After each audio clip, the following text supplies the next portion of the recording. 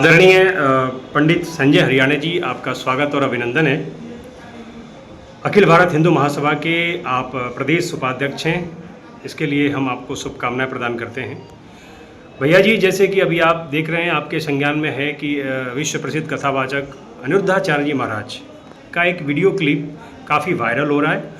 और उस वीडियो के द्वारा हमारी बहन बेटी मातृशक्तियों को बहुत गहरा ठेस पहुँचा है। तो मैं आपसे भी आपका एक मन की बात लेना चाहूँगा कि आप एक बुद्धिजीवी हैं और एक सामाजिक संगठन है और हिंदूवादी चेहरा के लिए आप हमेशा सनातन के लिए पक्षधर रखते हैं। तो आप इस वीडियो को किस स्वरूप में लेना चाहेंगे और आप इस पर क्या कहना चाहेंगे?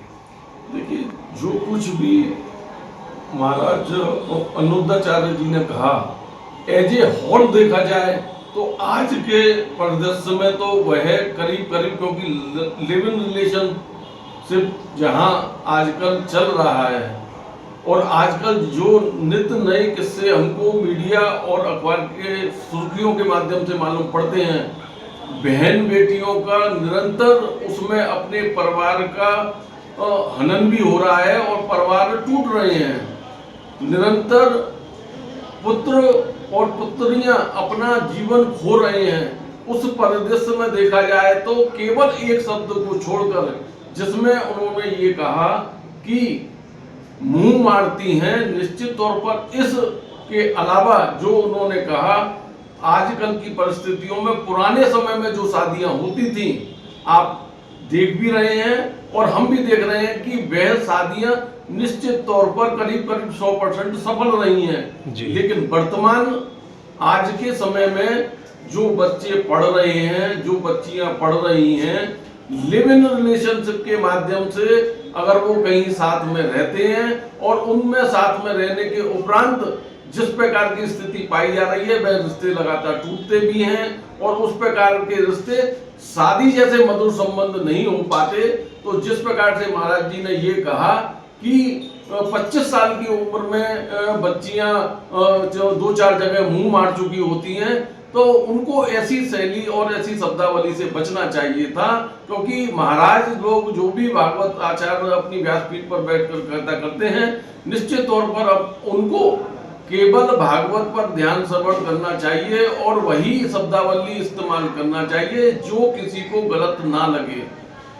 इस शब्द से ही केवल भावनाएं लोगों की जुड़ी हुई हैं और आहत हुई हैं, क्योंकि बहन बेटियां सबकी हैं, हमारी हैं, आपकी हैं, महाराज जी की भी होंगी, उनकी पत्नी भी हैं। निश्चित तौर पर उन्होंने जिस प्रकार के शब्द का इस्तेमाल किया उसकी तो मैं निंदा करता हूं, लेकिन लिव इन रिलेशनशिप के दौरान और वर्तमान में जो लगातार देखा जा रहा है, रोज बच्चे मर रहे हैं, बच्चियां मर रही हैं, आए दिन संबंध टूट रहे हैं। बिल्कुल, विवाह हो रहा है, 4 महीना बाद डिवोर्स हो जा रहा है, डाइवोर्स हो रहा है और उसके अलावा भी उनको जान से मारा जा रहा है। कल भी छठीग्राम में देखने को मिला कि एक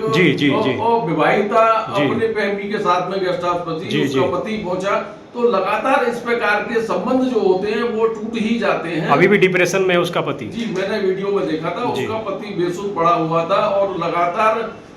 यही एक बच्चा नहीं है, लगातार इस प्रकार के जो संबंध होते हैं,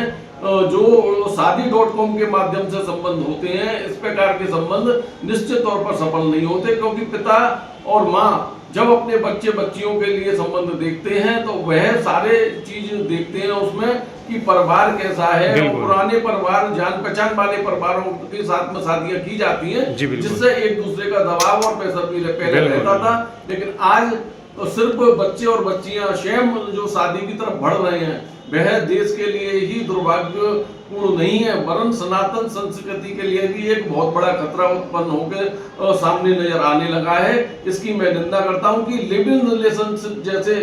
शब्दों की आड़ में जिस प्रकार से बच्चे और बच्चियां रहते हैं और कई साल 10-10, 15-15 साल संबंध बनाते हैं, उनको हम क्या कहेंगे? पुराने अगर जाए, मेरी शब्दावली को गलत न समझा जाए, लेकिन राजा महाराजा और उनसे पूर्व जो लोग हुआ करते थे, जो अपने समाज के बाद में जिनको रखा करते थे, उनको रखेल शब्द दिया जाता था। आज ये शब्दावली वहीं जा रही है जो लिव इन रिलेशनशिप में रहते हैं, क्योंकि आप बताइए ना, आप अपनी बहन बेटी को किसी के साथ में लिव इन रिलेशन में दे सकते, ना मैं दे सकता। तो उस शब्द को हम उस उस रिश्ते को हम क्या नाम देंगे? निश्चित तौर पर यह गलत जा रहा है। मैं तो भारत सरकार से भी मांग करता हूं कि लिव इन रिलेशन जैसे शब्द पर रोक लगाई जाए, ऐसे संबंधों पर रोक लगाई जाए, एक बड़ा कानून बनाया जाए कि इस प्रकार से कोई भी अपने साथ में रखता है तो उस पर जरूर कड़े से कड़े कानून के तहत ऐसे लोगों को जेल भेजा जाए। बहुत बहुत धन्यवाद आदरणीय संजय पंडित हरियाणा जी, आपका बहुत बहुत आभार। देखिए, मैं तो आपके चैनल को भी बहुत साधुवाद दूंगा कि इस प्रकार की चीजों से आपको जुड़े रहते हैं जिससे सनातन धर्म की रक्षा होती है। मैं ऐसे महाराज कथावाचक धर्माचार्यों को भी यह सलाह दूंगा वह विवादित शब्दावली का इस्तेमाल करने से बचें जिससे धर्म की हानि ना हो, धर्म की रक्षा हो। सनातन संस्कृति के अनुरूप उनको अपने शब्दों का चयन करना चाहिए जो कि हमारे समाज के लिए हितकारी होगा, क्योंकि शब्द ही तोड़ते हैं और शब्द ही जोड़ते हैं, तो हमें अपने शब्दों का चयन उचित रूप से सही करना चाहिए। बहुत बहुत धन्यवाद पंडित संजय हरियाणा।